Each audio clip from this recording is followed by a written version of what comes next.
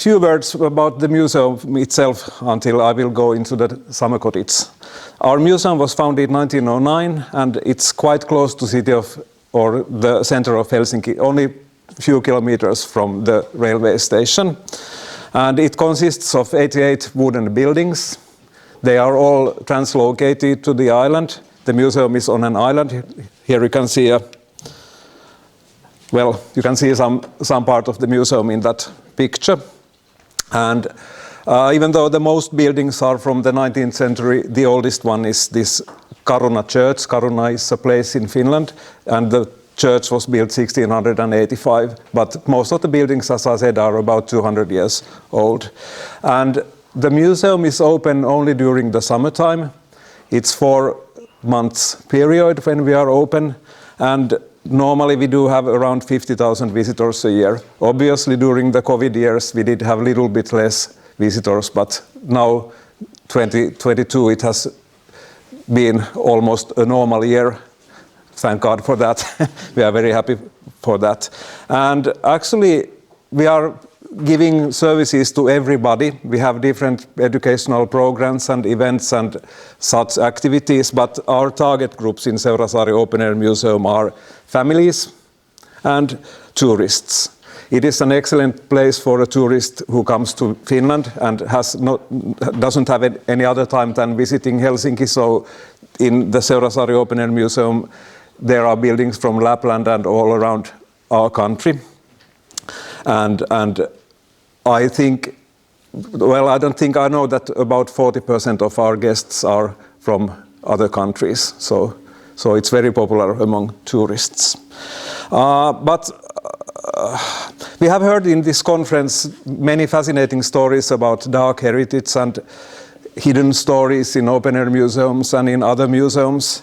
And my presentation is a little bit different. I have more sunny, more summery themes in this presentation.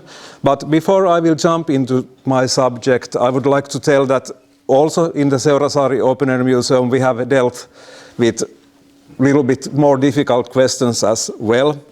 The next slide. A couple of years ago we did have this contemporary art exhibition, and it was all the art was made for the museum, and it did handle some very extremely difficult themes like some racism and climate change and nature's death and things like that. I want to mention that. And last year we did have the theme of Roma people in the museum. We did have this nice Roma lady who worked for us during the summertime. She gave special guided tours about the Roma culture because they don't have houses where they didn't have houses where they lived, so she was sort of explaining how Roma people can experience the museum, which is basically about houses. And she did offer coffee to anybody who wanted to have some coffee with her, and told about her culture. And also this year our museum, the Seurasaari Museum, was participating in Helsinki Pride Week, where we did have some program about sexual and gender minorities, and the last picture is about that, and it was very well received, and all the workshops were sold out, and also the summer staff who is working there, they took it very positively and they liked it a lot. So before the summer cottage, few things about that kind of projects as well. And here is one of the museum yards in the very nice summer day. About summer cottages, we have about 5.5 million inhabitants in Finland, and we do have around 510,000 summer cottages. And in some municipalities there are more people during the summertime in their cottages than there is normally throughout the year, because it is such a popular phenomenon. And I have to say that we Finns, we do love our summer cottages. Almost everybody in Finland has a chance to visit a cottage, even though if they don't own a cottage, their friends might own. And everybody in Finland knows what to do when you go to the cottage, and they know sort of how to behave in the summer cottage. But actually, the museums in Finland haven't paid so much attention to summer cottages, or haven't done that yet. And there is this one guidebook of Helsinki which was published a few years ago. Even though the book is about Helsinki, which is an urban area, an urban city, there is something that really reminds of summer cottage on its cover. There is a typical Finn relaxing by the sauna perhaps, and maybe it's from the cottage. So that is something that Finland is also marketed to other countries also as a place where there are summer cottages. When I said that every Finn has a chance to visit a summer cottage, of course we have to remember that right now in Finland we do have 470,000 inhabitants who have not their roots in Finland. And I'm not talking about like Swedish-speaking Finns because they have lived there like forever, but new Finns who have moved to the country. And obviously in Helsinki region we have 15% of people who have not Finnish background, and of course they are not able necessarily to enjoy this typical Finnish cottage life. I want to sort of explain that and tell that of course we do know that.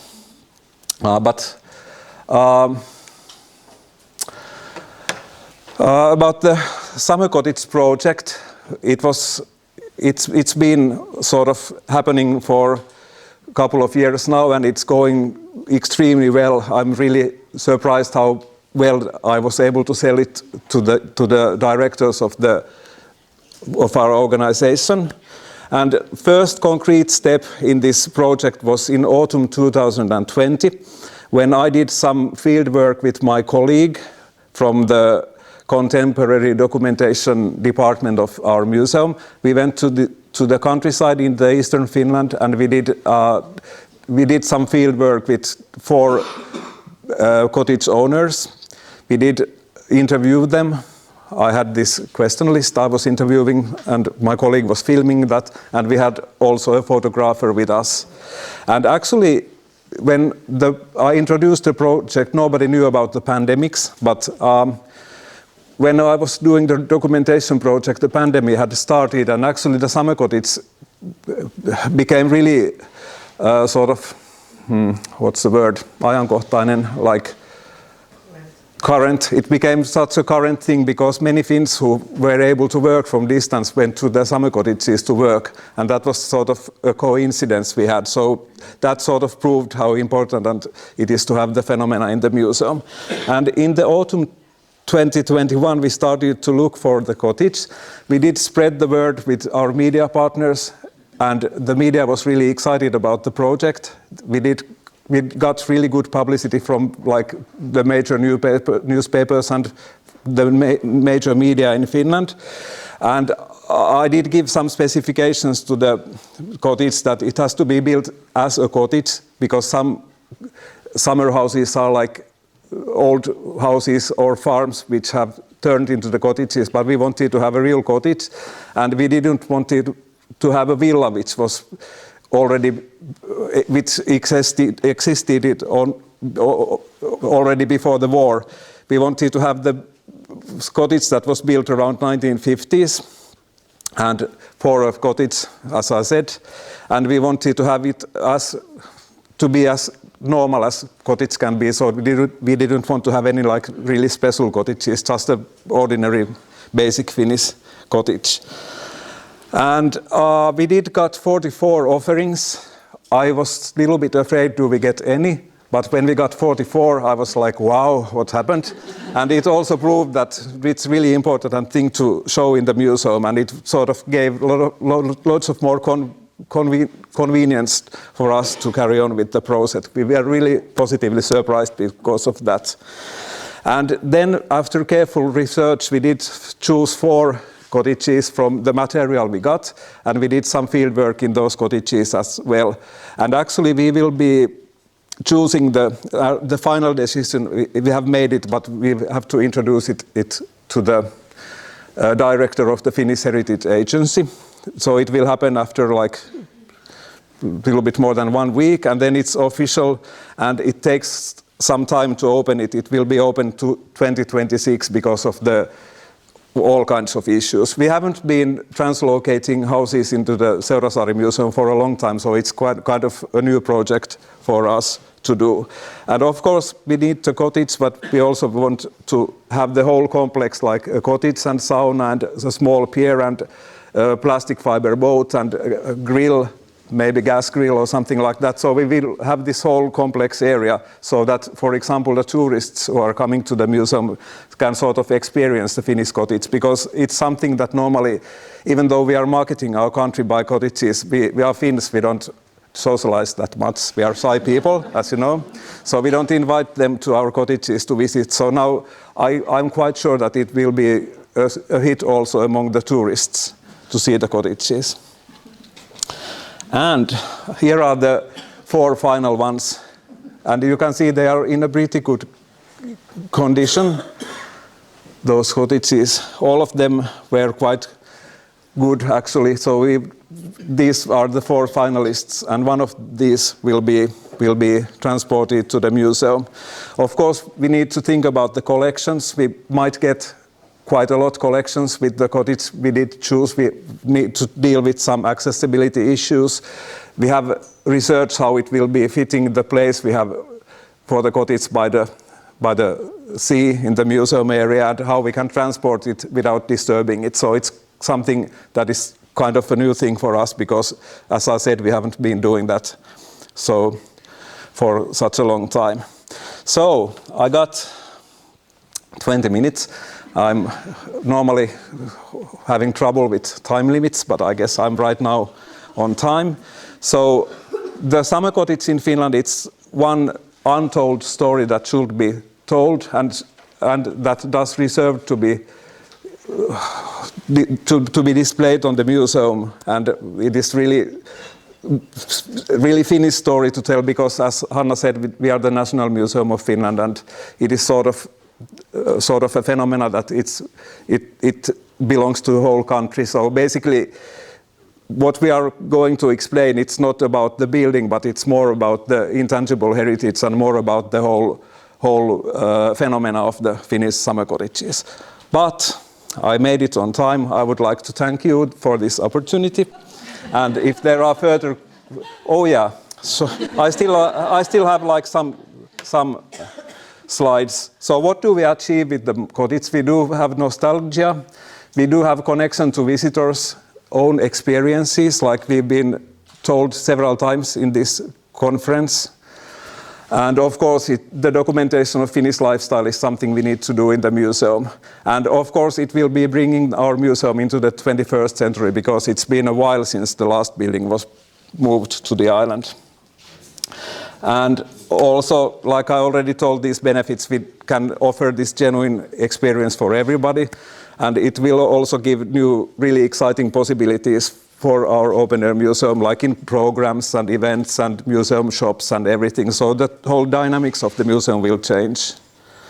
And I'm quite sure that we will get also new audiences, and also it might be a start of something new. I hope we would have like more present day buildings in the museum, because we don't have any problems we do get visitors for the old buildings, but we don't have the connections for them. So I was so I don't know English word, but I was so fascinated yesterday evening in the Kolhoz building, and I was admiring the nice work you have done. And I've seen all these other nice open air museums in Europe, so I hope Seurasaari will be a little bit more modernized then. Actually, I didn't manage to do it on time, but I will end now. Thank you. Oh, thank you, Mikko. Thank you, Mikko. It was a wonderful and truly exciting project you are working on. So, any comments or questions on this? I have a small comment.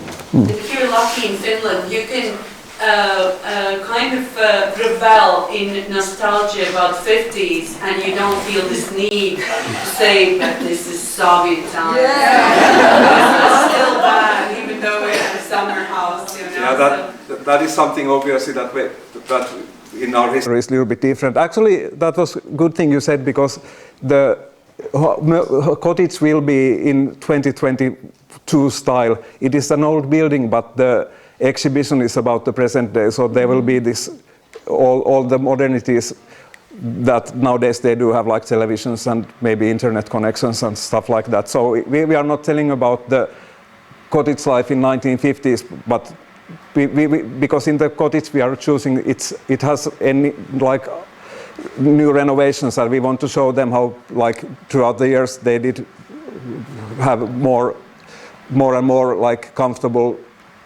more comfortable things there in the cottages and so on. So you'll have some Swedish furniture? There will be, in the one we are choosing, there will be like some IKEA furniture in the kitchen actually, and some Marimekko fabrics will be hanging on the wall. So actually that is true. Some Swedish as well, and hopefully some Baltic and Estonian things. I don't know. We have to go through the collections.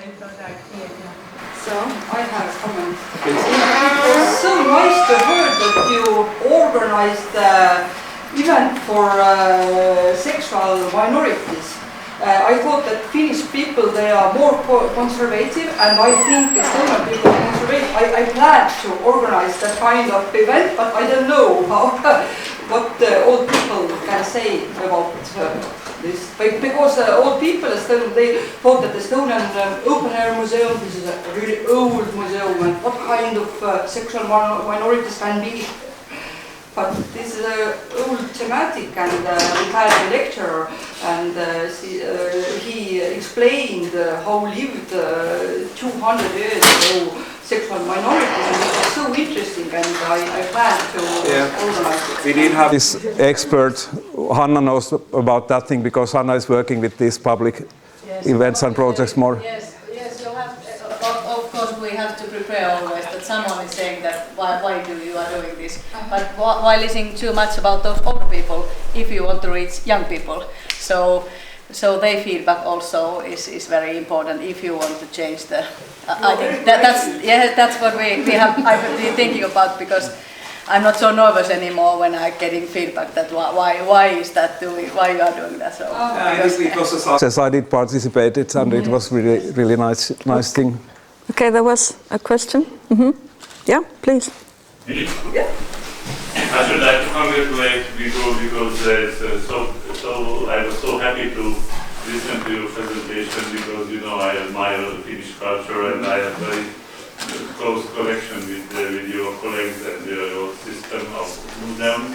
And some decades ago, when we were young, I had in a summer cottage somewhere in the middle of Finland, I had a conversation with Mr. Osmo Vuoris, so that you know his name. Yeah, and he said, my friend, Seurasari is an example, is a museum, is an exhibition, how did it make a museum in the beginning of the 20th century. So it's something like this sleeping beauty time is over, and that's what I am very happy to recognize it, because it's too valuable. Your museum is too valuable to keep in that situation and in that context. You have to enlarge it. Absolutely. Thank you. And congratulations. Thank you, because I really appreciate your comment, because you're this grand old man of the Open Air Museums in Europe. So I really appreciate that. That's really nice to hear. That is really our goal, what we are going to do. We want to secure the future of the museum, and this is one way to do it. And also by doing that, we can preserve the nice built heritage of like the 19th century we do have there, as you know, as a friend of Finland. Yeah, so I'm quite sure that this project is going to be a big success. I can also share a personal memory from the early 90s when me and my colleague, we visited Seurasaari Open Air Museum at Midsummer Eve. And we were surprised because the town of Helsinki was completely empty, and we were surprised, where have all the people gone? So I think that everybody would like to know that surely they had left for their kesämökkis, and it would be very interesting to see what they look like and how the Finns spend time there. Thank you. It's an important part of your culture, sure. Yeah, it is. Thanks. Yeah. Thanks for the comments. So we are going to keep our fingers crossed for your project. And hopefully we will meet you everybody there after a couple of years in the summer cottage, and already before that, please let us know if you want to come. We are going to prepare those sauna whisks. We are waiting for you. Okay, thank you, Mikko. Thank you so much. It was exciting. Yeah. Thanks.